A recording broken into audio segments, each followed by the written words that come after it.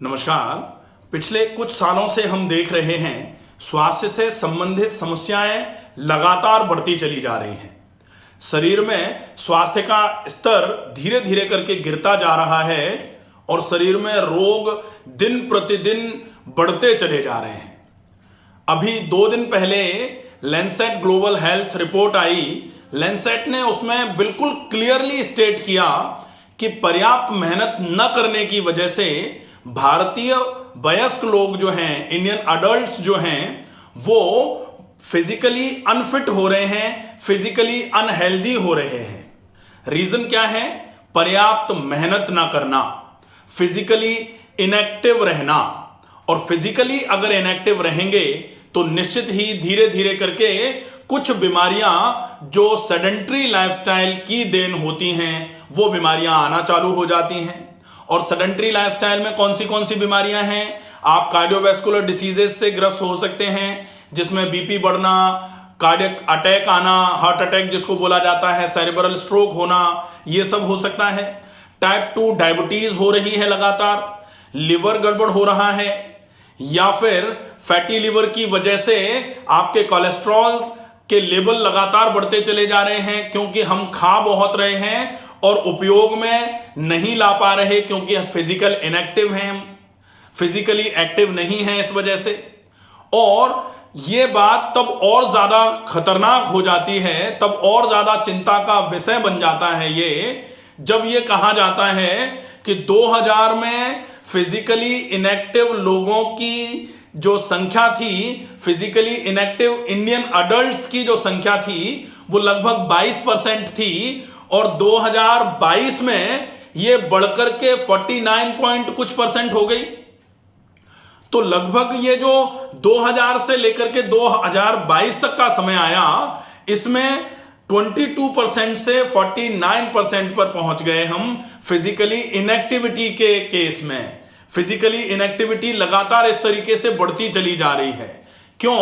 क्योंकि physical work है नहीं, वर्कआउट करना नहीं है, काम हम जा रहे हैं जहां वहां काम शारीरिक श्रम नहीं है, और सवेरे या शाम को, सवेरे जाने से पहले या शाम को काम करने के आने के बाद हम व्यायाम करना नहीं चाह रहे। तो ये जो फिजिकल इनएक्टिविटी है, ये फिजिकल इनएक्टिविटी हमें धीरे धीरे करके हेल्थ के जो पैरामीटर्स हैं उनमें नीचे लेकर के आ रही है।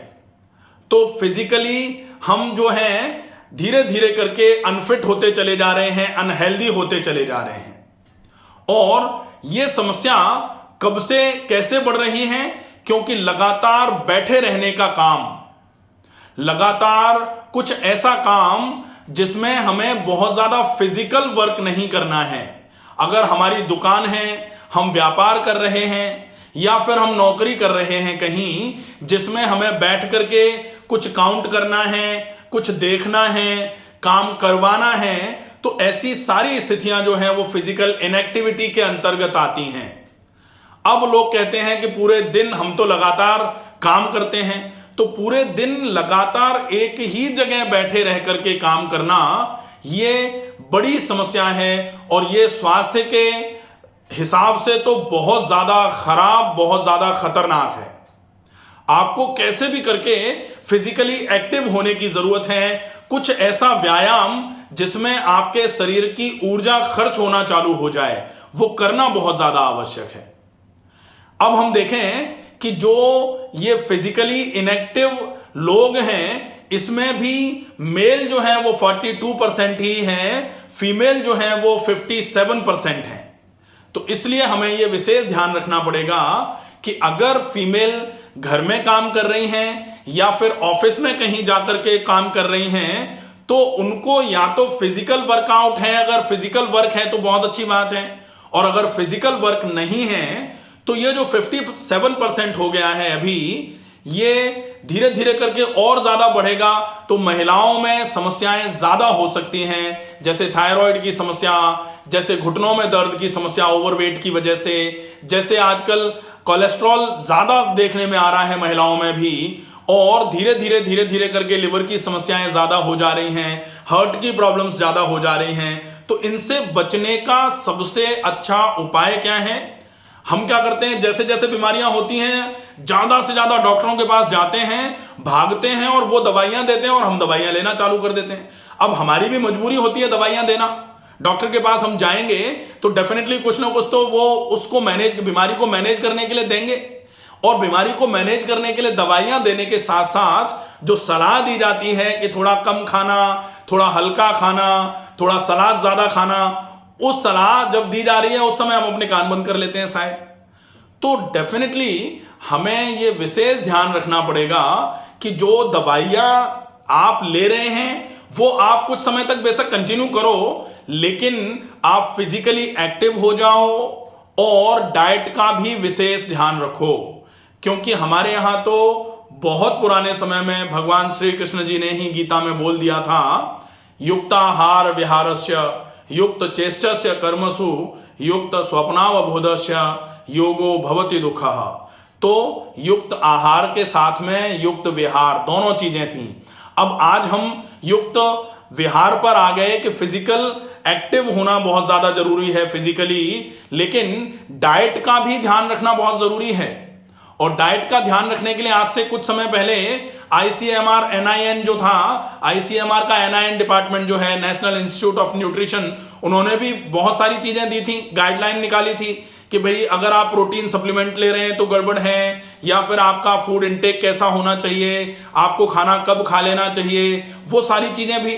तो वो गाइडलाइन थी। और अब ये आ गई कि आप फिजिकली एक्टिव जरूर रहें, तो वो डाइट भी अच्छी रहे प्लस फिजिकली एक्टिव रहना चालू कर दें। समय पा करके धीरे धीरे करके ये भी आएगा कि आप स्ट्रेस में अगर रहेंगे तो फिजिकली एक्टिव रहना और डाइट का अच्छा फॉलोअप भी आपका पूरे तरीके से रोग नहीं खत्म कर पाएगा। आपको स्ट्रेस फ्री भी रहने की आवश्यकता है। हालांकि स्ट्रेस फ्री होने के लिए भी आप रेगुलर फिजिकल एक्टिविटी अगर करते हैं और साथ में सात्विक प्रकृति का भोजन लेते हैं तो निश्चित ही इससे आपका स्ट्रेस लेवल भी धीरे धीरे करके कम होना चालू हो जाता है। अब हमें इस चीज पर विशेष ध्यान रखने की आवश्यकता है कि अगर हम आज की स्थिति में फिजिकली एक्टिव नहीं हैं और किसी भी बीमारी से हम ग्रस्त हो गए हैं तो धीरे धीरे करके फिजिकल एक्टिविटी बढ़ानी है। सामान्य तौर पर क्या होता है कि आज तक तो हमने कुछ नहीं किया और एकदम से हमने वर्कआउट करना चालू कर दिया, जैसा कि विगत कुछ समय में देखने में भी आ रहा था कि बहुत लंबे समय से कुछ नहीं किया था, हमको कह दिया कि हमें वर्कआउट करना है, जाकर के ट्रेडमिल पर दौड़ने लगे और दौड़ते दौड़ते सांस भर गई और वहीं गिर गए। तो ऐसा नहीं करना है। इसलिए फिजिकल एक्टिविटी का एक स्टैंडर्ड मेजरमेंट बताया गया, रिकमेंडेशन जो बताई गई कि आप इन अ वीक कितने मिनट्स की मिनिमम एक्सरसाइजेस करें, तो वो लगभग 25 मिनट मिनिमम 150 से 300 मिनट निर्धारित किए हैं। अब 150 से 300 मिनट मतलब मिनिमम 150 मिनट तो करना ही है ना सप्ताह भर में। तो सप्ताह भर में 150 मिनट, इसका मतलब लगभग 22 मिनट के आसपास हो गया आपका रोज का। तो रोज का 22 मिनट, लेकिन रोज का 22 मिनट कैसा? रोज का 22 मिनट वो जो अगर आप फिजिकली अभी अपने आप को ऐसा महसूस कर रहे हैं कि चलने से सीने में भारीपन आ रहा है, या फिर चलने से आपकी सांस एकदम से भर जा रही है, दम उखड़ जा रही है, ऐसी कंडीशन में आप 20-22 मिनट से चलना शुरू करिए और धीरे धीरे करके 40 से 45 मिनट 50 मिनट तक का वर्कआउट करना चालू कर दीजिए।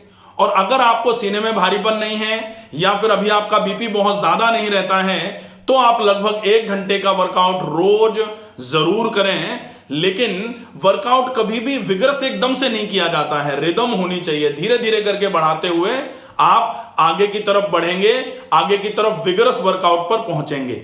सामान्य तौर पर यह होता है कि कभी तो कुछ नहीं किया और किया तो एकदम ज्यादा कर लिया, ज्यादा करने की वजह से गड़बड़ हो गई।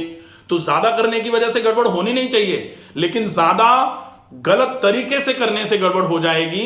तो अगर आप जैसे अभी तो लगभग 2 साल 3 साल से चले ही नहीं बिल्कुल भी और एकदम आप दौड़ने लग जाओ, तो हालांकि वैसे तो दौड़ना संभव नहीं होता है, लेकिन जी से जोरी कर करके जल्दी दौड़ भी लिए हम या ट्रेडमिल पे खड़े हो गए तो जबरदस्ती चलना ही पड़ेगा, नहीं तो गिरेंगे। तो वो TMT टेस्ट जो होता है ना, उसमें तो क्लियर होता है कि भाई TMT कितनी देर आप चल पाए, उसके बाद आपकी कितनी पल्स रेट बढ़ गई, डॉक्टर सामने खड़ा होता है, वो आपको तुरंत ही रोक लेता है, ट्रेडमिल को रोक देता है। लेकिन अगर आप कहीं वर्कआउट करने गए हैं, टीएमटी टेस्ट तो हो नहीं रहा है, तो वर्कआउट करने गए और वहां कहीं कुछ गड़बड़ हो जाएगी तो गड़बड़ होगा। इसलिए इन सारी बातों का भी विशेष ध्यान रखना है कि फिजिकली इनएक्टिव को एक्टिव में कन्वर्ट तो करना है, लेकिन धीरे धीरे करके स्लो गोइंग प्रोसेस में आप अपने फिजिकल इनएक्टिविटी को फिजिकल एक्टिव होने में कन्वर्ट करिए। ठीक है, वो बहुत बढ़िया रहेगा। इसके अलावा एक विशेष बात यह और है कि लगभग जैसे पूरे दुनिया में 195 देशों में यह स्टडी करी गई और 195 देशों की इस स्टडी में हम भारतीय लगभग 12वें नंबर पर आए इनएक्टिविटी के लेवल पर। तो फिजिकल इनएक्टिविटी जो है वो 12वें नंबर पर। और लैंडसेट ने तो क्लियरली ये भी कहा है कि जो हमारे नेबर कंट्रीज जो हैं, नेपाल, भूटान, यहां की महिलाएं लगभग हमारे यहां की महिलाओं से एक्टिव हैं, फिजिकली एक्टिव हैं, तो फिजिकली फिट भी हैं डेफिनेटली। इस केस को अगर हम ऐसे देखें कि मेल और फीमेल में इंडियंस में जो इंडियन अडल्ट्स हैं उसमें टोटल पॉपुलेशन का आधा हिस्सा, मतलब लगभग half of the total adult population in India जो है उसमें से 42% मेल और लगभग 57% 57% फीमेल्स अनफिट हैं फिजिकली।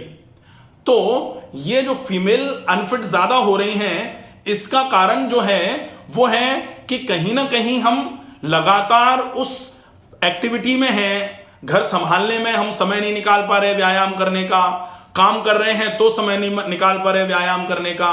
लेकिन प्लीज समय व्यायाम के लिए जरूर निकालिए, क्योंकि अगर शरीर सही है, शरीर निरोगी है, तो ही बाकी सारी चीजें काम में आएंगी। हमारे यहां तो शुरू से कहा गया है पहला सुख निरोगी काया।